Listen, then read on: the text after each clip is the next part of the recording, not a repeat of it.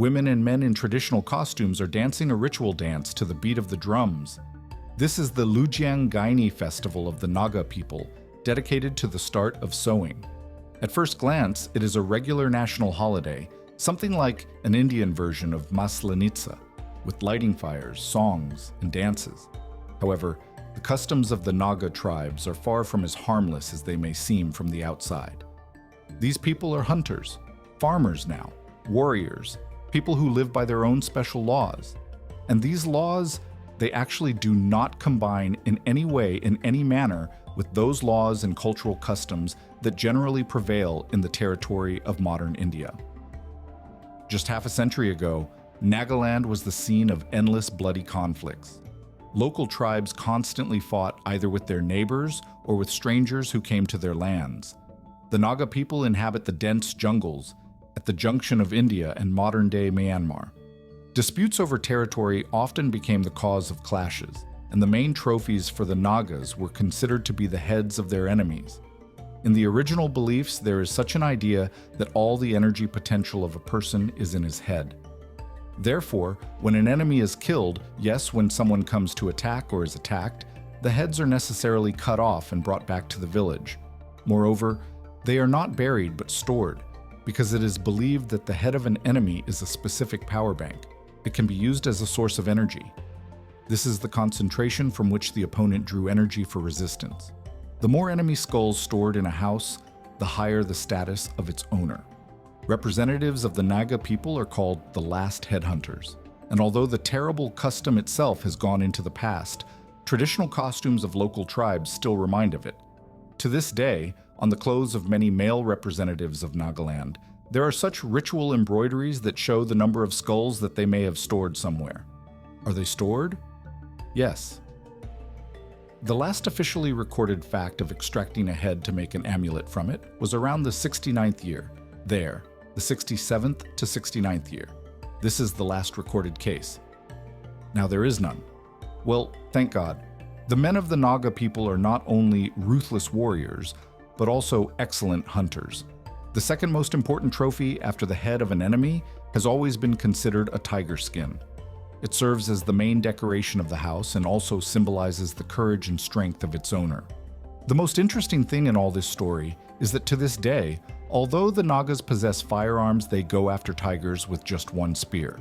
The most skilled hunter or brave warrior can be easily distinguished by special tattoos on the face. Such body drawings for Naga men are the highest award. The right to wear them must be earned. Tattoos were made with a mixture of soot and plant juices. The skin was pierced quite deeply with a needle so that it would be well colored and the tattoos would hold. And of course, the master who possessed this skill was considered something like a priest, because it is not just a craft that is passed down from generation to generation, it is hereditary. Of course, we understand that the patterns that a person applies to their skin forever also always have a certain meaning. Friends, I would like to recommend you a YouTube channel.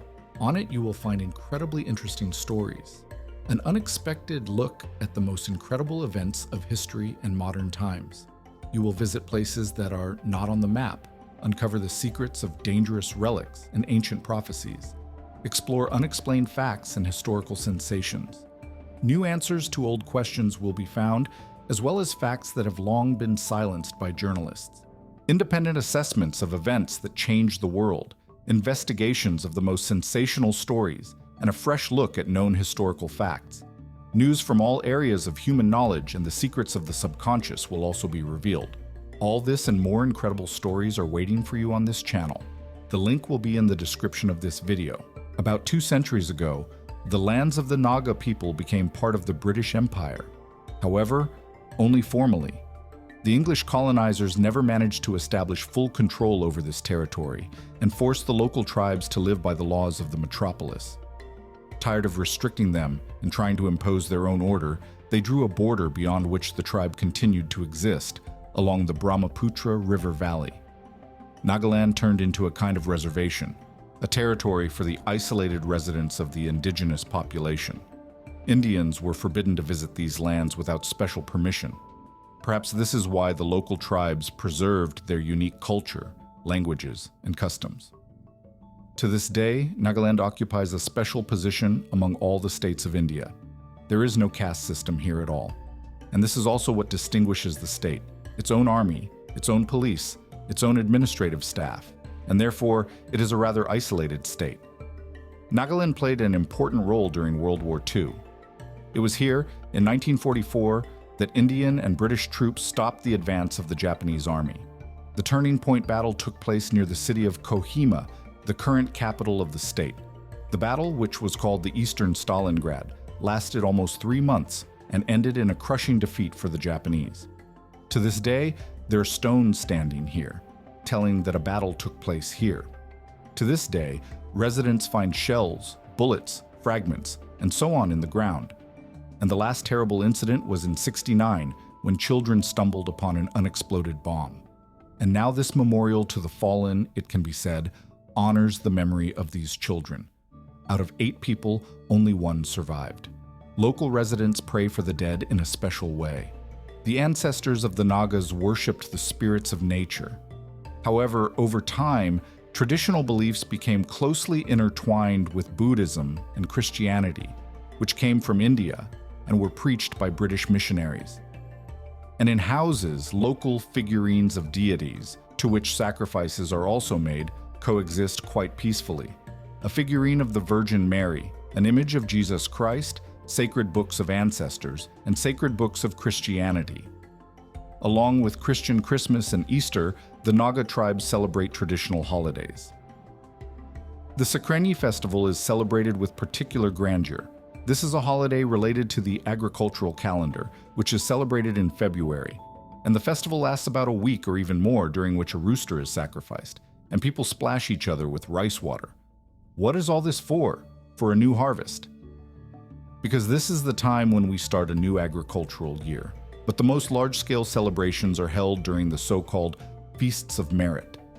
Every resident of Nagaland can throw a party for the whole world, and absolutely any day and without any special reason.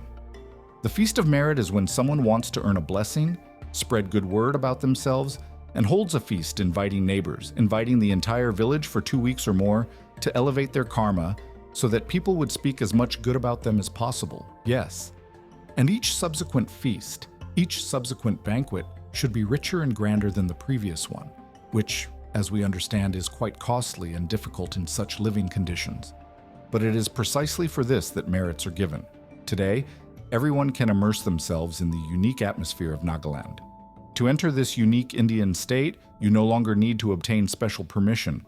Now tourists only need to register at the nearest police station within 24 hours of arrival. However, traveling through the land of the last headhunters without the accompaniment of local guides is risky. Strangers are still treated with caution here.